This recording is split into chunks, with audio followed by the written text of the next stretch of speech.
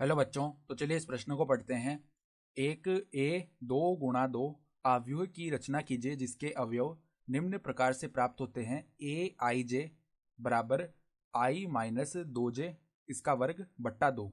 तो यहाँ पर देखो, हमें एक दो गुणा दो के अवयव की रचना करनी है जिसके अवयव इस प्रकार प्राप्त हो रहे हैं। ठीक है, तो प्रश्न में आगे बढ़ने से पहले इस प्रश्न से संबंधित जो मुख्य उदाहरण है उसकी हम चर्चा कर लेते हैं। तो देखो, मुख्य अवधारणा देखो क्या हो जाएगी। जो दो गुणा दो का अवयव वो किस प्रकार हो सकता है। देखो, दो गुणा दो का अवयव है, उसमें क्या होता है। देखो, दो स्तंभ होते हैं और दो पंक्तियां होती है। ठीक है, तो यहाँ पर एक अवयव आएगा ए एक एक, ए एक दो, ए दो एक और एक ए दो दो। ठीक है, ये इस प्रकार का होगा, दो गुणा दो का अवयव। तो अब देखो हमें क्या संबंध दिया हुआ है अवयवों के लिए। ए आई जे बराबर में आई माइनस दो जे बट्टा में दो, और इसका ऊपर वर्ग भी है।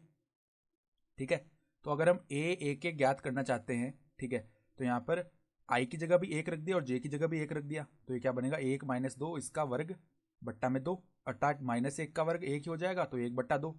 इसी प्रकार अगर हम ए एक दो निकालें तो एक माइनस में दो गुणा दो चार हो जाएगा बट्टा में यहाँ पर दो, तो इसका वर्ग है। तो यहाँ पर माइनस तीन बनेगा, उसका वर्ग क्या, तो नौ बट्टा में दो बन गया। अब उसी प्रकार यदि हम ए दो एक निकालें तो वो क्या आएगा, देखो दो माइनस में दो, ठीक है, और इसका वर्ग हो जाएगा बट्टा में दो। हमने जे की जगह क्या रख दिया, एक रख दिया, और आई की जगह दो रख दिया। ठीक है, तो ये जीरो बन जाएगा।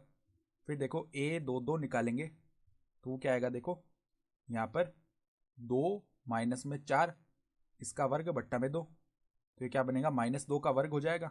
ठीक है, तो माइनस दो का वर्ग कितना होता है, चार, और चार बट्टा दो क्या हो जाएगा, दो हो जाएगा। तो हमारे पास में ये अवयव आ गए। तो देखो, जो आव्यूह है वो क्या बन जाएगा, आव्यूह इस प्रकार आ जाएगा। ए एक एक का मान क्या आया, एक बट्टा दो, तो एक बट्टा दो। ए एक दो का जो मान है वो क्या है, देखो हमारे पास में नौ बट्टा दो, तो नौ बट्टा दो, और ए दो एक का मान जीरो, और ए दो दो का मान क्या आया, दो आया। तो ये हो गया हमारा आव्यूह, तो ये हमारा उत्तर भी आ जाएगा। ठीक है, तो आशा करता हूँ कि आपको ये प्रश्न समझ में आया होगा। धन्यवाद।